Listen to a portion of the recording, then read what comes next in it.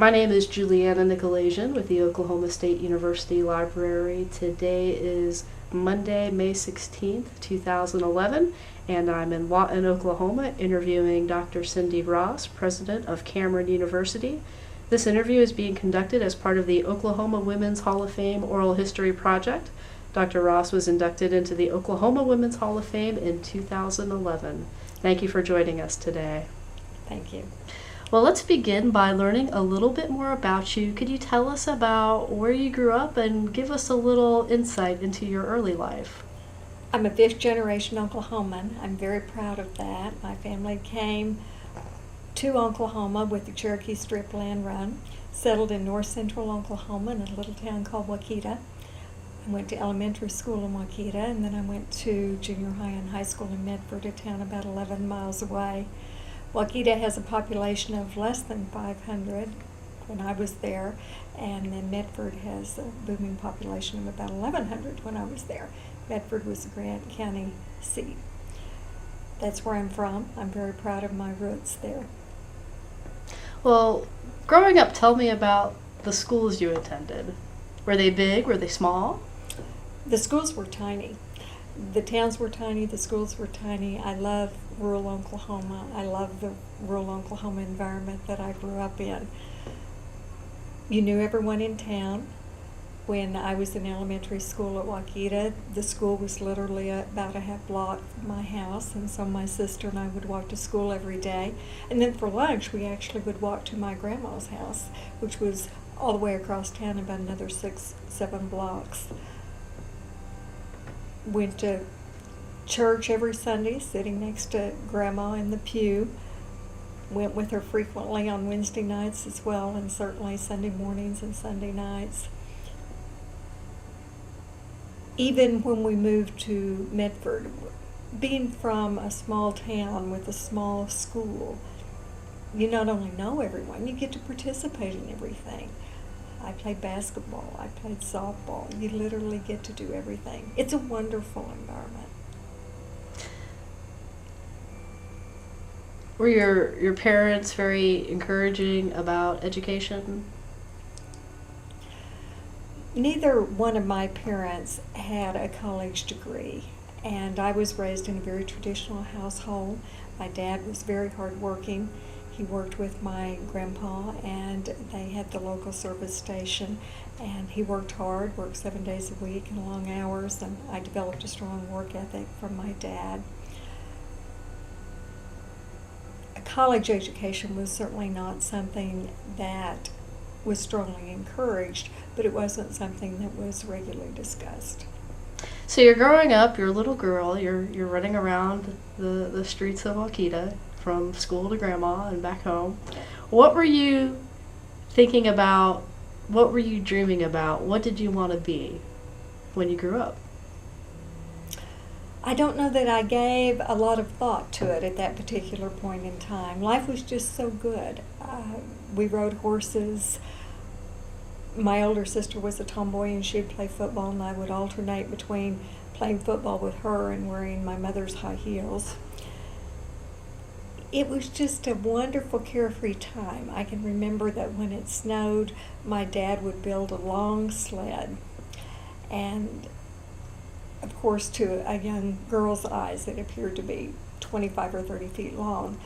But he would chain it to the back of his pickup, and we literally would go around town and pick up every child, and we would all ride on the sled behind the back of the pickup. The nights were starry. There were lots of school activities, church activities. It was just a wonderful, carefree time. I was raised in a traditional household. I have 2 sisters, an older sister and a younger sister. I don't recall ever really aspiring to be anything or have a particular profession. I just assumed I would graduate from high school and marry soon and have children.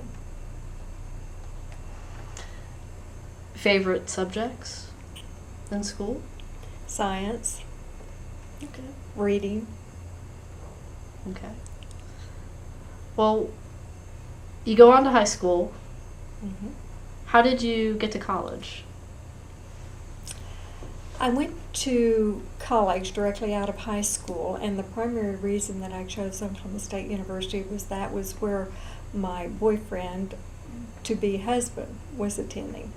And I attended 1 year, my freshman year, and then I dropped out of college and got married, which again was not atypical during that point in time. Certainly it's something I discourage all college students from doing now at every opportunity, but it was something that was very typical then. I went to work. My husband at that time had a year of school to finish and didn't really aspire to go back to college. But I was so fortunate because I initially went to work at a nursing home because I'd worked at a nursing home as an aide during my years in high school. And that's very hard work, but probably the most important job I've ever had.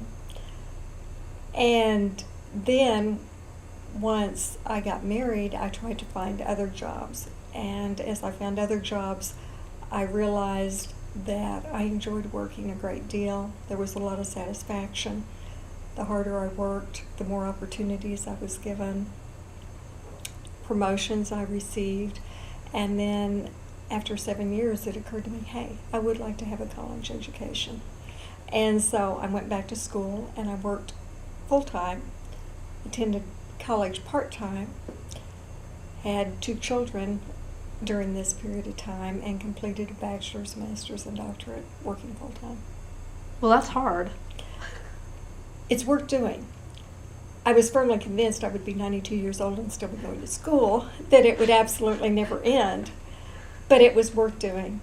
I don't recommend it, as I indicated. I strongly encourage students, the last thing you do is drop out of college. But I recognize the value of a college education, the transformational powers of a college education, the doors that it opens. And certainly that's been true for me. Now, your area of study was? My master's and doctorate's higher education administration. So what were you thinking? You know, what stirred you in that direction? That just evolved. I would like to tell you I had this great plan and all these goals and achieved them with a steady path, but that's not how it happened. Things just evolved. When I initially went back to school, I thought that I would be a nurse, and then as it turned out, we moved back to Stillwater, and a nursing program isn't available at Oklahoma State University in Stillwater. I went to work for the academic vice president and started going to school there and taking classes as I could.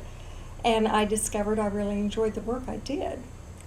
Academic administration, working with faculty, working on student academic issues, working with programs for at-risk students.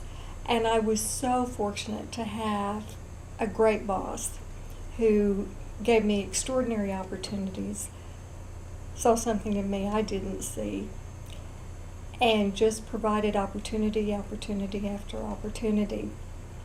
And during that time, I completed my bachelor's, master's, and doctorate. And the more education and the more degrees I received, the higher I went on the administrative ladder. So I enjoyed higher education, but it was something, if you will, that I fell into. But it quickly became my passion. I see higher education changing students' lives, and that's what I love about Cameron University. I literally see the magic of higher education every single day. In those early years, was it tough juggling family, school, work? Yes. I have tremendous respect for students who try and balance it all. It is very, very difficult to hold a full-time job, to be a parent, and to go to school. It's tough. It's worth doing, but it's difficult.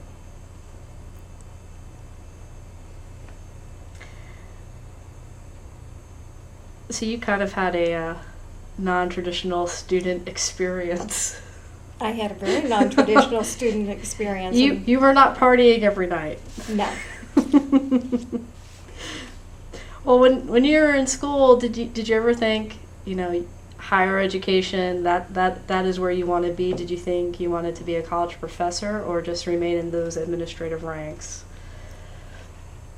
I love academic administration because you have the opportunity to really impact the quality of education that a student receives. And after all, that's the most important part about going to college. I have had the opportunity to teach courses. I have had the opportunity to be a faculty member. But academic administration was really where my passion was. And of course now I'm fortunate to be president of the university, so I'm not so actively engaged on the academic side, but that's still where my top priority is. When you were working at Oklahoma State, you were known for many things, of which the whole sexual harassment cause. Can you talk a little bit about how that evolved? Again, I was raised in a traditional family. I was not raised with an awareness of issues related to women. But as I worked in a variety of environments, I could see inequities. I could see salary inequities. I could see workplace environmental issues that impacted women in a negative way.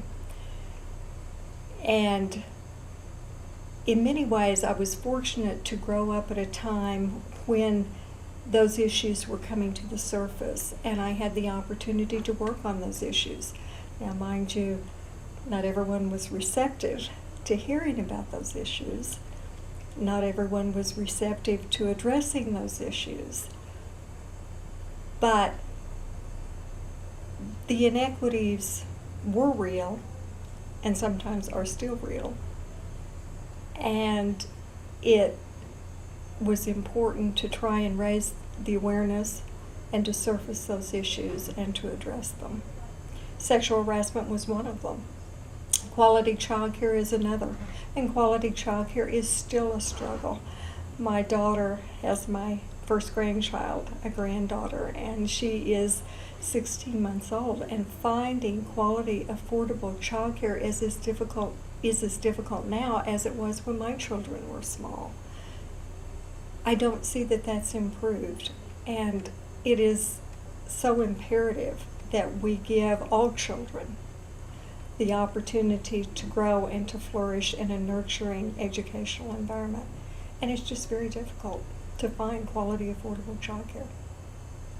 When you were bringing these issues to the forefront in the 80s, and not many women had seats around the table, was it hard for you?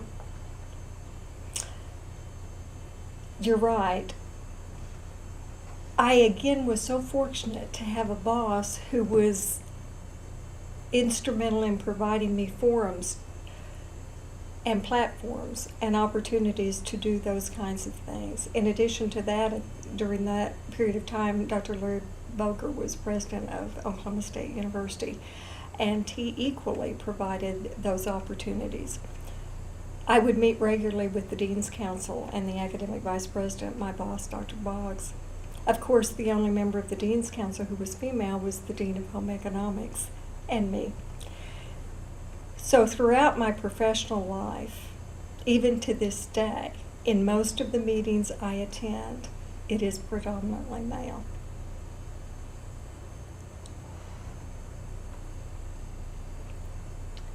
Is it a little easier to get those ideas across today? I mean, there's still issues. I mean, we've made a lot of headway. But I just feel we still have a long way to go. I agree. I think we do have a long way to go, and I would suggest to you that sometimes our greatest educations with today's college-age students. There are so many young female students who really don't recognize how different it was for their mothers and their grandmothers. And they take some of the equality that's been achieved for granted and don't recognize some of the more subtle inequalities that still exist. So sometimes I think our biggest awareness issue may be with today's traditional age college students. It's a whole new ball of wax today. It is. Well, if you could just take me through some of the stops along your career. You're at OSU working. What is the position you held and approximate dates? I started at OSU as an administrative assistant, so really more of a clerical position in the academic vice president's office, Dr. Boggs' office. That was about 1978, and I left there in 1990 with 2 children and 3 degrees and a wealth of experience that's just proven invaluable to me. Wonderful, wonderful memories. And in 1990, I went to the Oklahoma State Regents for Higher Education, the coordinating board in Oklahoma City. And I started out as Associate Vice Chancellor, again on the academic side, and after I was there about 4 years, I was promoted to Executive Vice Chancellor for Academic Affairs, which is the Chief Academic Officer for the state system. My primary responsibilities were the development of academic policies and standards at the state system level. And that was a wonderful position. Again, I had wonderful opportunities and wonderful bosses in the state regents. And it gave me the opportunity to really see all 25 public colleges and universities, the differences, the uniqueness, and the value of all of them. I had grown up, if you will, at Oklahoma State University. All 3 degrees are from Oklahoma State University.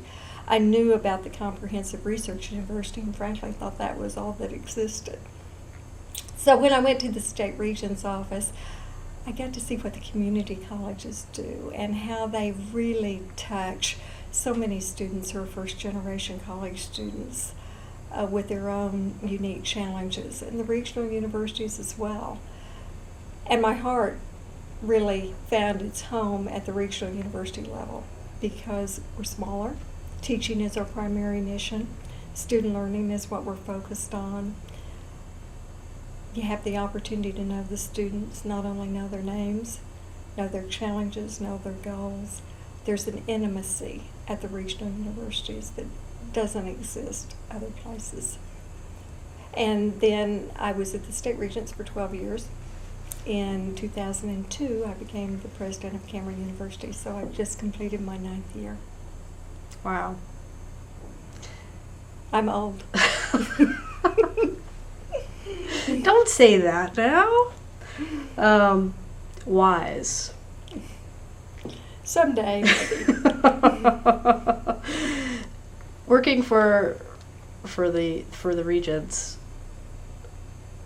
what were some things that you considered highlight moments for you? The state regents really had a commitment to increasing academic standards, and there was some resistance to that. There were those in the public, in the legislature, on the university campuses in some cases, who felt like if you increased the academic standards that more students would be excluded, that students couldn't rise to the occasion.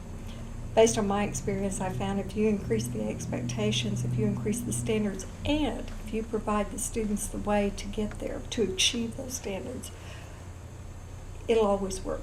Even the most financially disadvantaged students will be successful. That was probably the biggest challenge as we tried to increase academic standards. One of the programs I'm so fond of that I think is transforming the state of Oklahoma is OLAP, Oklahoma Higher Learning Access Program.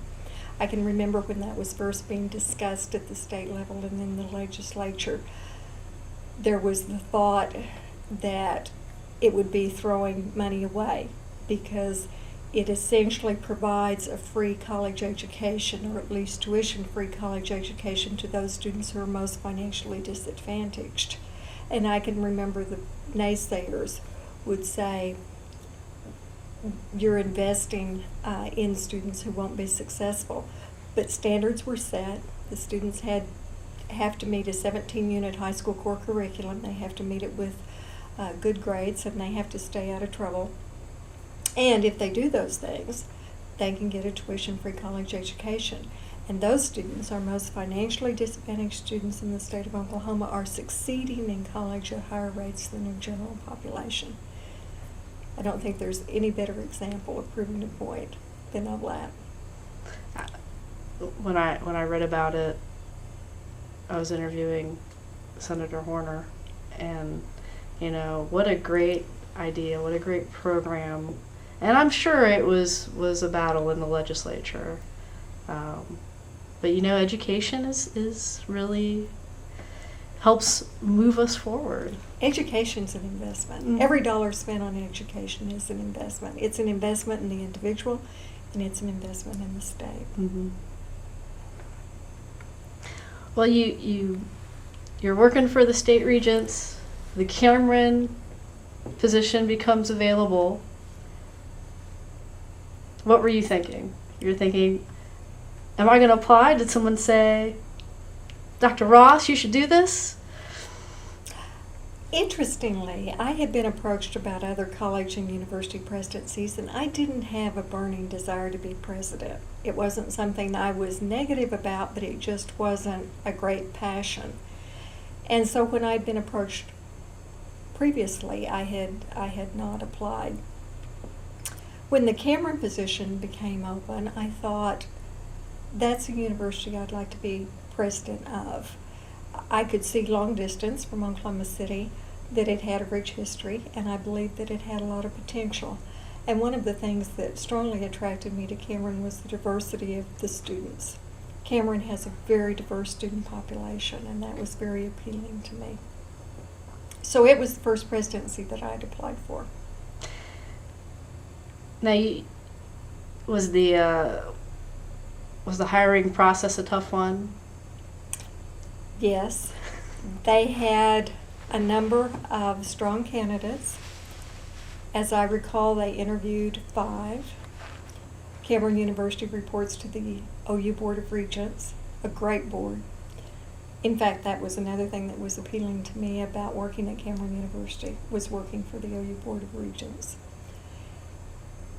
And they had a tough decision to make, and I was just so fortunate they chose me. Now, looking at the history of the state of Oklahoma, you've become the 3rd woman president hired to such a post. And, nationwide, women aren't always tapped for these positions. So, going in, what was going through your mind? Well, you're right, 3rd woman president in Oklahoma, the 1st woman president at Cameron University. I didn't really think about being a woman. I don't really think of myself as a woman president. I think of myself as a president.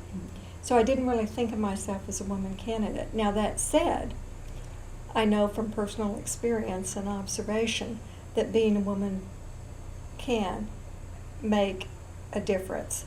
And but I had every confidence that the OU board would try and choose whom they believed to be the best qualified and the best fit, irrespective of gender. So going in, what were some of your early goals for the university? One of the things I noticed prior to the interview was Cameron University's centennial was approaching its 100th birthday, and I knew that would provide a great opportunity for the university. An opportunity to raise money, which is so critical in this day and time, an opportunity to focus attention on the university. So that was one of the things that I talked about during the interview process. And that was an early goal. Another goal was to be very inclusive on campus with faculty, staff, and students, inclusive with the community, to make sure that Cameron University was an integral part of this community, was the leader in economic development, was a great partner with Fort Sill, with the high schools in the area, and just generally a leader in the community. So, evaluating your presidency after the first year, what were you thinking? I was glad to drive by and see the university was still here. Oh, come on. It was a whirlwind. It was an absolute whirlwind. You work a lot of hours. I work a lot of hours, but I like to work. Dealing with the partnership with the military being so close, tell me a little bit about that. Obviously, the Fort Sill community is a big part of Lawton and also Cameron. It is. And I didn't realize how very much I would enjoy and value the opportunity to work with Fort Sill and the soldiers and their families. Now, about 11% of our student population's soldiers or their families. When I came, it was actually about 31%. The reason in the drop was I came in August 1, 2002. Of course, September 11, 2001 was a little less than a year old. And so during the subsequent time I've been here, there have been multiple deployments. And as a result of the deployments, soldiers are gone and family members have often moved back home. So that has certainly dramatically impacted Cameron's enrollment. Now, we have replaced those students with traditional age students directly out of high school, and our enrollment's grown at record levels. But I share that with you in terms of the university's relationship with Fort Sill. I'm a frequent visitor on post. I enjoy the opportunity to go out there and visit with soldiers, visit with the leadership. We have multiple partnerships. One of the most recent partnerships is what we call Freedom to Learn, where Cameron University provides a computer to any soldier deploying, and that soldier can take 6 or more hours of online courses, and they get to keep the computer. We've had computers in Iraq, Afghanistan, literally all over the world. So we are doing whatever we can to be helpful to the soldiers and their families. I don't think the general public recognizes the sacrifices our soldiers and their families have made. The multiple deployments, the missed family reunions, missed birthdays, missed graduations, missed christenings, on and on and on and on, in addition to the emotional wear and tear of war on the family and on the soldier. I have a tremendous respect for our soldiers and their families, as well as all branches of the service, but of course the Army is what's located primarily in Lawton. We're going to talk about the induction ceremony in a little bit, but I thought it was very nice that you had representation there from Fort Sill at the induction ceremony. It was important to me to have someone there from Fort Sill, to have our soldiers represented, because not only are they so important in the life of Southwest Oklahoma, and in fact all the state of Oklahoma, they're important to me personally. They're a high priority for me. Well, that's good to hear. You know, in this time, you know, we always think about our soldiers and appreciate what they do, but they're right here in your backyard and a part of your community, and it's nice to see. I have had to attend too many funerals of soldiers. Mm. Yeah, people just don't realize the sacrifice they make. And they've honored you as well. Would you like to talk a little bit about that? I have been so fortunate to participate in a nationwide program that they have that's operated by the Secretary of Defense. It's called the Joint Civilian Orientation Conference, and it was a week-long program where we started out in Washington, D.C. At that time it was Secretary Rumsfeld, and it was a group of individuals, about 50 individuals from across the United States, and we had the opportunity to visit all branches of the service, from the Coast Guard to the Navy to the Army to the Air Force, and it was just a trip of a lifetime. In addition to that, I was honored to be inducted into what's called St. Barbara's. St. Barbara is the patron saint of the Field Artillery. That was very special to me because primarily that's reserved for active duty officers. Not too many civilians are inducted, though some are. Fewer women are inducted. And it's to recognize the support to the Army and to the Marine Corps. So that was a very special and humbling honor for me. But very telling of your commitment as well. Yes. My dad was very patriotic. He served in the Navy, but his military service was very important to him. So in part I come by that naturally. And then the familiarity and the closeness that I've gotten to experience here in Lawton has just cemented that early feeling. Well, one of the other things that you've done here at Cameron is your ability to really go above and beyond your early fundraising goals when you first started. Can you talk a little bit about fundraising and your campaign? It's really a tribute to the people who live in southwest Oklahoma. I mentioned earlier the Centennial and the opportunity that the Centennial provided, one of which was to raise private money for the university, which is now so critical in terms of operating a university. So we put together a campaign for the Centennial celebration, and it was originally an $8.5 million campaign. It was to fund student scholarships, endowed faculty positions, and 2 pieces of construction, a Centennial Gardens and a new student union.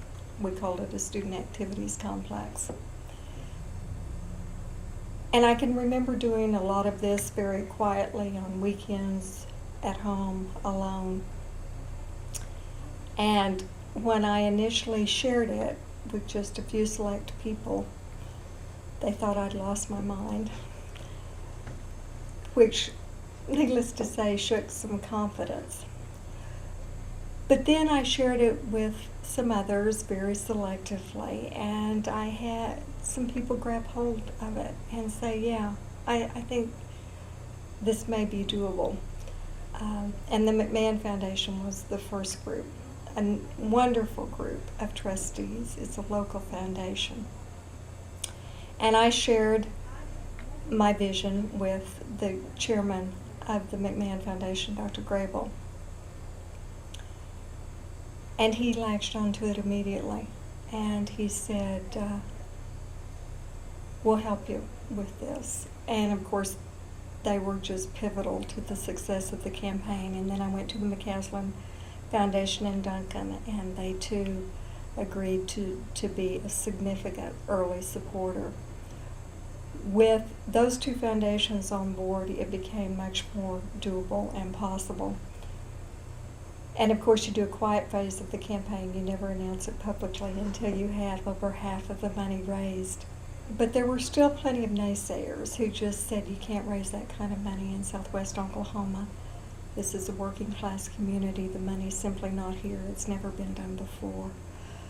It was a 3-year campaign. 2 years into the 3-year campaign, we were over $8.5 million, so we increased the goal to $10 million. At the end of the 3 years, we ended up with almost $12.6 million, so 48% over goal. It just speaks volume to southwest Oklahoma. And we were fortunate. We had donors from Wichita Falls. We had donors from all across the state of Oklahoma, but the predominance was in southwest Oklahoma.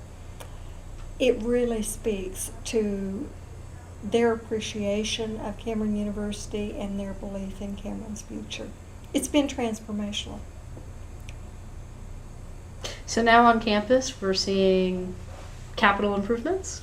Yes, we have done over $55 million in capital improvements. We have a brand new business building that was funded by the legislature's capital bond program, $8.7 million facility, technology-rich, simulated Wall Street trading floor, faculty-student interaction areas, just a gorgeous building. As a result of the Centennial Campaign, we have our new student union or student activities complex, rightfully named the McMahon Centennial Complex in recognition of the McMahon Foundation contribution. And we have the Bentley Gardens. We took a 2.6 acre asphalt parking lot right in the center of campus and transformed it into a gardens with a pond, gazebo, lots of green area, flowers, trees. And that is named for Don and Steve Bentley, who made the major contribution to that gift.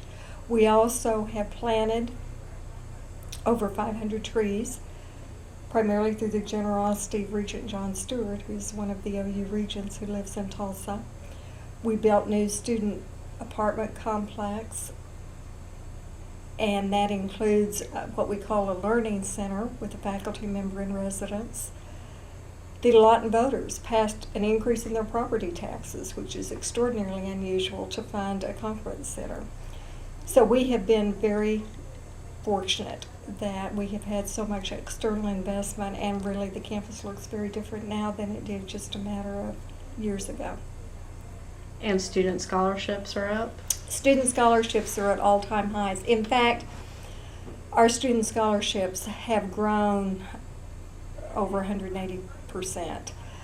And we are recognized nationally. We're number 3 in the nation, based on a study by U.S. News and World Reports in their best college publication. Number 3 in the nation out of 572 universities, with our students graduating with the lowest debt. 65% of our students graduate without any debt. And that's because of student scholarships.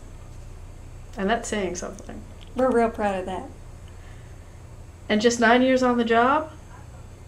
Just completed my 9th year. So that you've done a lot in your 9-year span. Well, I haven't done anything. Faculty, staff, students, and the community have accomplished a lot. You have guided the ship. It's been fun.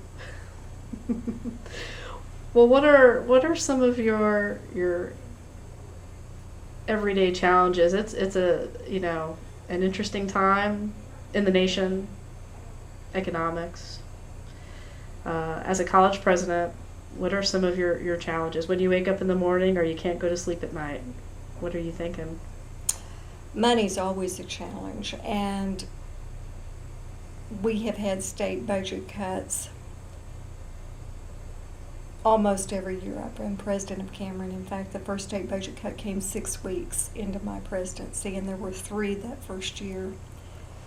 And they're real, and they're hurtful, and they impact our services to students, services that are badly needed.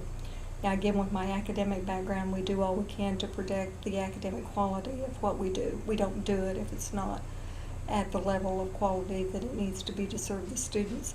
But our students at Cameron and our students at so many of the colleges and universities across the state, excluding the 2 research universities, they need these services. Many of them aren't prepared to go to college. They need to be in remedial coursework. They need tutoring opportunities. They're single parents. They have other challenges. And so services really make a difference in their ultimate success in college. And those are dramatically affected every time we have a state budget cut. We have been very careful at Cameron to be cautious in raising our tuition in response to state budget cuts. We're the 2nd most affordable university in Oklahoma, and as I indicated, we have a strong scholarship program, as evidenced by the fact that most of our students graduate without any debt. But it's a real struggle to provide the services and the quality of education in light of the state cuts that we've had.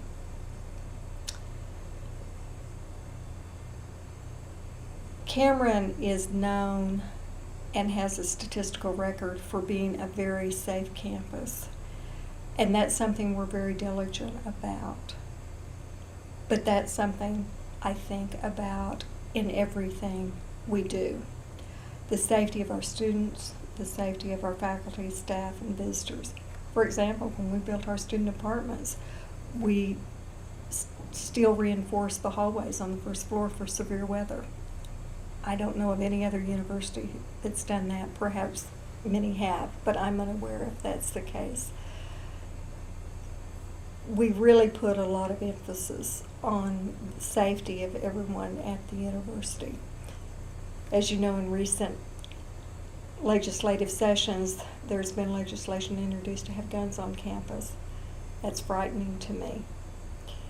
So safety is a concern, and those things that are out of your control in terms of any initiative that might make the campus more dangerous by putting guns on campus. Those are two of the issues that I worry about. Well, as you look toward the future of Cameron University, what do you see? What is your vision? Cameron has a very bright future. I think we've laid a firm foundation. We were very pleased we had our Higher Learning Commission accreditation visit this past fall, something that occurs every 10 years. And Cameron University was deemed to be a role model institution by the team, and we had an unconditional reaffirmation of our accreditation, the best accreditation report in the university's history. And the deficiencies that existed 10 years ago, all of those were addressed, and many of those were even moved to a strong strength for the university. So the foundation, I think, is very strong, and that's the academic side of the institution, which I focus on more even than the visual, physical transformation. But there's much to be done. We don't have a child care center on campus, and that's something I would ultimately like to have. Only this past year did we add a student wellness center on campus. That had never existed. There had not been counseling services for our students. There had not been access to acute medical care until we established that. Just this spring, we added a central academic advising center to help students succeed in college. Our retention and graduation rates must improve, and we're focused on that. So there's much work left to be done. When you look back 20 years from now, 30 years from now, I'll be dead. No. 20, 30 years. You never know. You never know. You could have you could live triple digits. What do you think your legacy will be?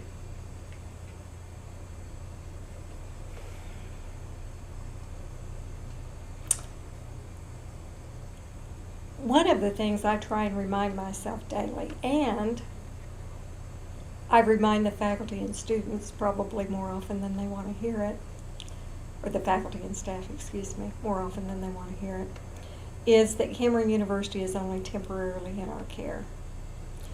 That we are stewards of Cameron University for only a very short time, and we need to leave it better than we found it, and with the prospect of a bright future. So what I hope my legacy will be, not all the buildings we've done,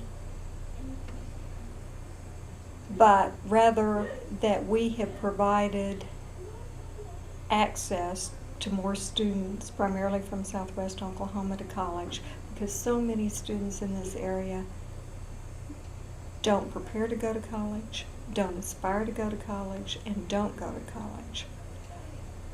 So to raise those expectations to go to college, to literally change the culture of the community, and to provide students access to a quality education that will transform their life. I hope that would be my legacy. Now, looking back on your career, I've noticed that you were on budget committees. Not usually a place that women, I know I'm back to the women thing, but not normally a place where women get to serve. Do you think that's important for those who look forward to trying to get a post as a president, to serve on those types of committees? Absolutely. You have to understand the budget. You have to understand the budget process. You have to understand the legislative process in terms of allocating money. You have to understand the state regents process. You need to be familiar with your own institution's budget. You can't make decisions for the institution if the money does not follow the decision. So you have to be well grounded and well versed and know where the money is. In addition to that, you need to know how to build a building.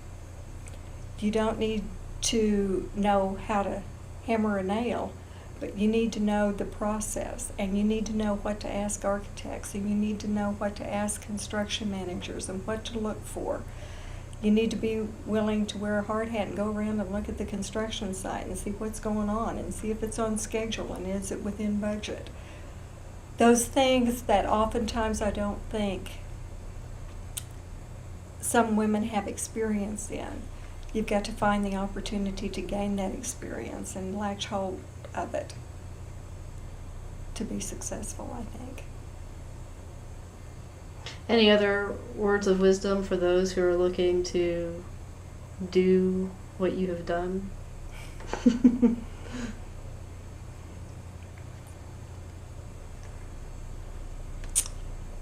Take risk, knowing that not all of them will pay off.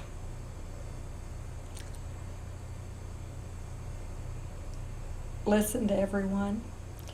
I get some of my very best ideas from custodial crew members, from students. You really find out what's working at the university and what's not.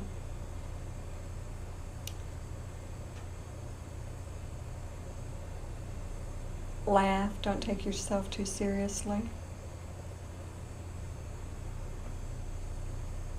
Remember that the university is only temporarily in your care.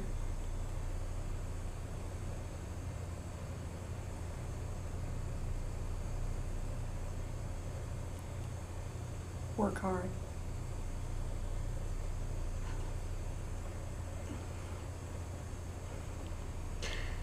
Is it hard to find that balance between work and family?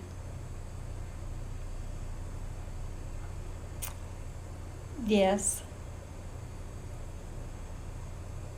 Sometimes. But I also think it can be very compatible. And that's the way I look at it.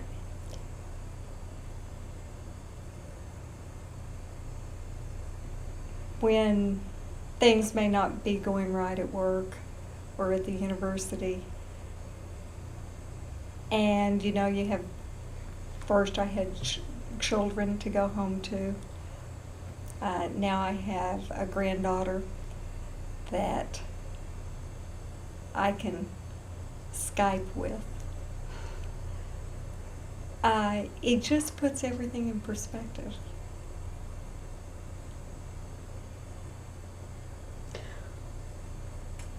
Well, in 2011, you were inducted into the Oklahoma Women's Hall of Fame. Were you shocked when you got the call? I was shocked. I was in Texas visiting my son and my sister, and I received the phone call. And Mrs. Walker told me that I was one of this year's recipients. And I was shocked. I was shocked and surprised, and I didn't even tell any family members about it that day. I waited a full 24 hours before I mentioned it. And then I swore them to secrecy. I don't know why. I guess it was the thought it may not be real, and I don't want to be embarrassed. But I was surprised, very surprised.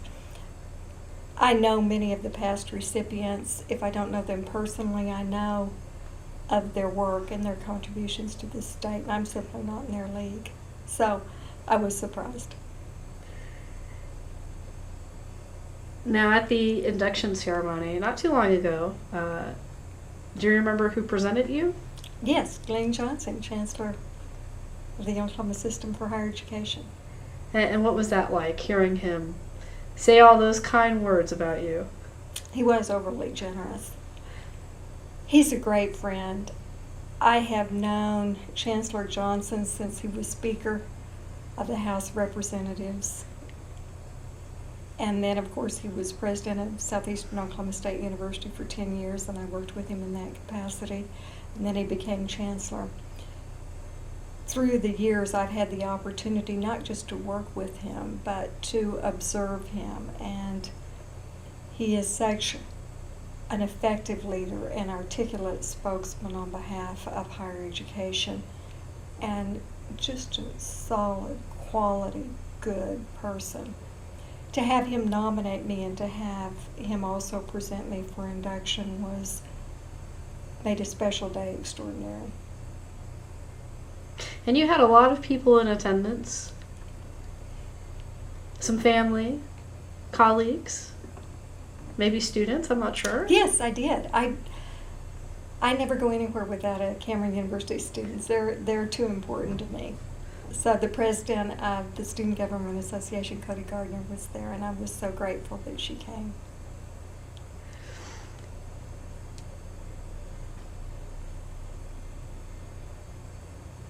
You know, I'm sure, as kids are growing up and they look at women of Oklahoma history and they come across your name and they read your story or they learn more about you, what would you like to tell them?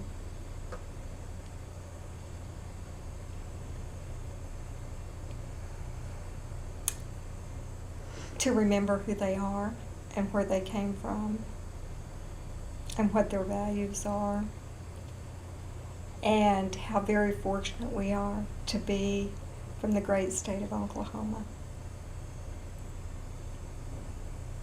That's how I feel, and I encourage them to share that feeling. It's a feeling of warmth and love. You're Oklahoma girl, born in Wichita, college president now. I mean, is it mind-blowing? I've been very lucky, very, very lucky.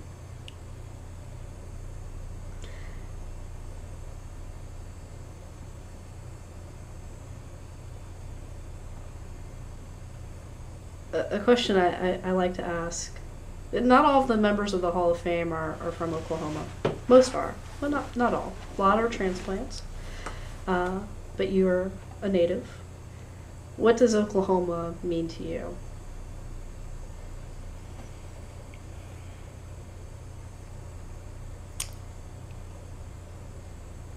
Oklahoma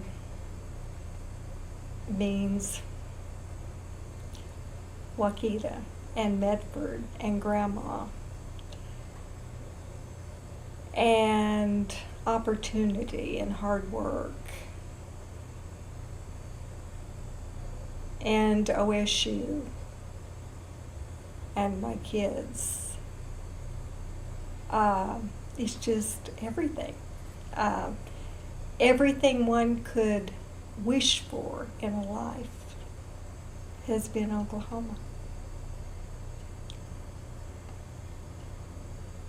Well, is there anybody you would like to make mention of or thank who have helped play an important role in your life? There are countless people who have played an important role in my life, without which I certainly wouldn't be president of Cameron. In fact, every person who's been in my life, I thank, because in some way or another, they have touched me in a permanent way. Favorite part of the job? Students, that's easy. If I'm having a bad day, if things aren't going right,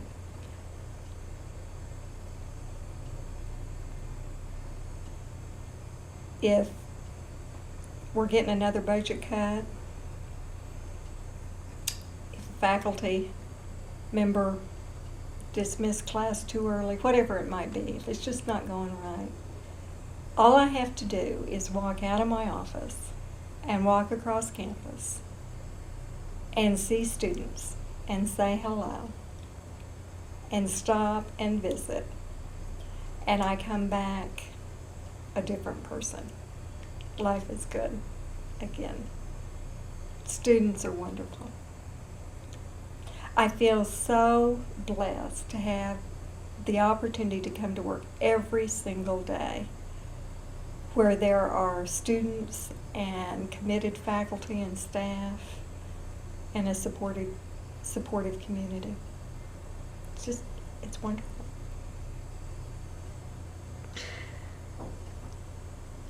What's next?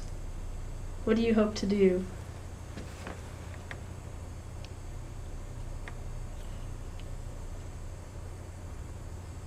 The university has to continue to move forward. You can't ever become complacent or even take a deep breath. You've got to continue to move forward. And I think that's true for Cameron University. I think that's true for each of us as professionals, each of us as human beings. We've got to continue to move forward. And so there are always new challenges. There are always things that need to be done. There are always new ideas. There's always a problem to be solved. And there's no time to waste.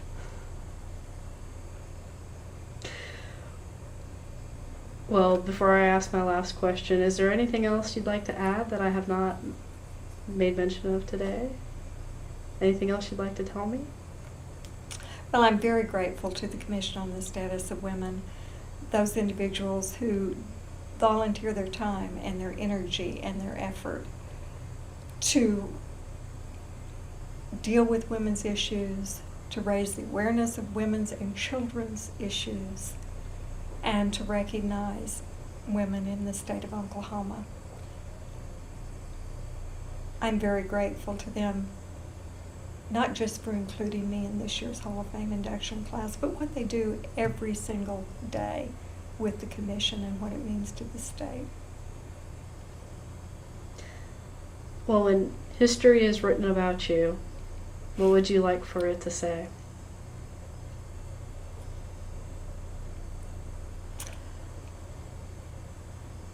This sounds like death's right around the corner. That I'm a small town girl from Waukeeta, Oklahoma, who loved her children and grandchildren and had a passion for education. Well, President Ross, thank you so much for joining me today. Thank you.